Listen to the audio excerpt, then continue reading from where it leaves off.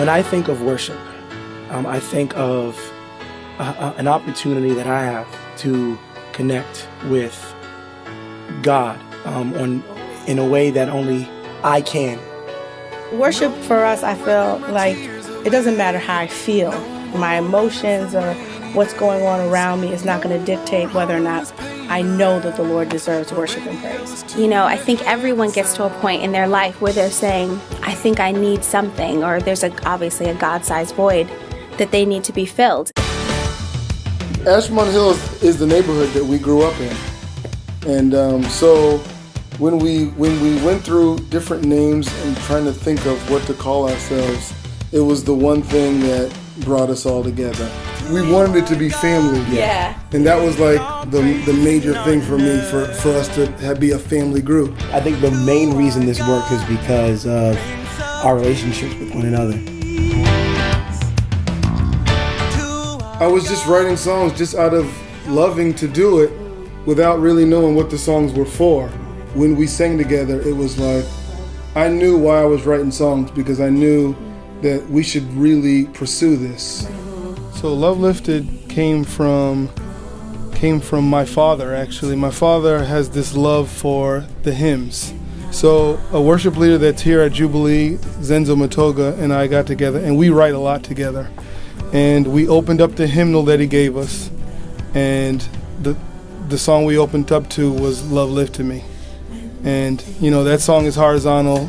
Love lifted me, love lifted me. So it's a song singing to the congregation. It's a testimony, really.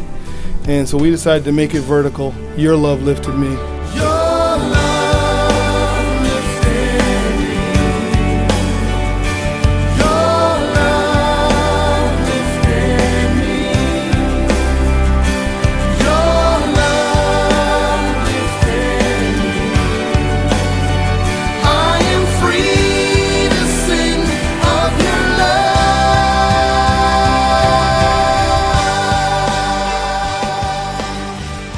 I was working on a song called Grace Like a Flood, and my 9-year-old daughter walked over and said, "Hey Dad, can we write a song together?" And I was just like, "Oh, Gabby, you wanna write a song?" She was like, "Yeah, why don't we get together and write something?" So I was like, "Cool." And so I grabbed my acoustic, I just started playing something, and I just started playing this chord progression, and she started singing this melody. When I am crying, I know he loves me. That was another song when I got with the group to show them all the songs that I had written for the project, that when I told the story about it and they heard it, they cried and they felt the innocence in the song, because it's really Gabby who wrote it, you know, a 9-year-old. So it was really cool. The best writing experience of my life.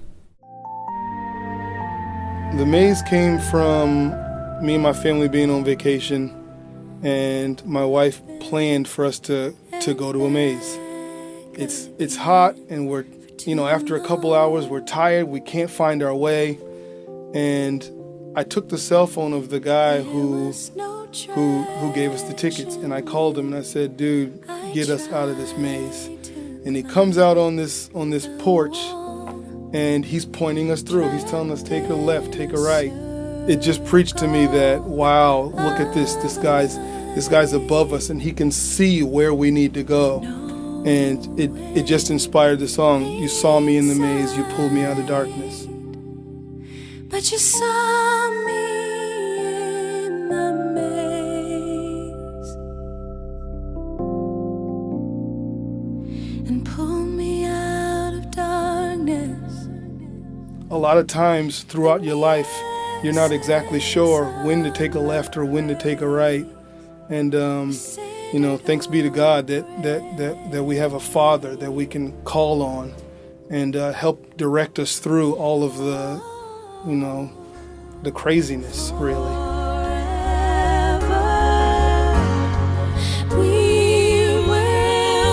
We wanted to try to translate more what we do live.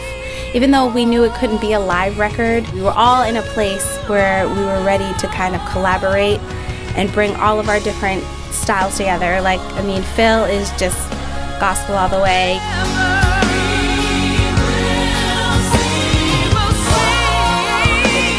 I listen to a lot of jazz, a lot of, blues. Will has this kind of Baptist background, so he's more like soulful, and April is like the preacher. So it was like we all collaborated in this, record, and we just gave our input together.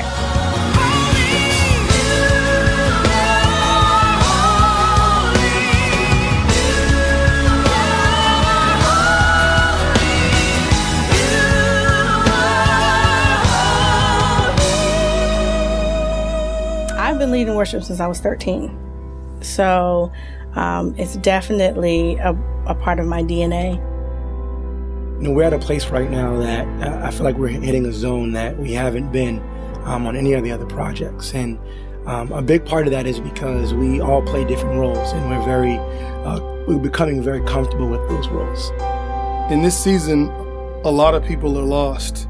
And if our album can help anybody find a direction of where they are to go, then we feel like that's what our job is, to really spread God's love through our music.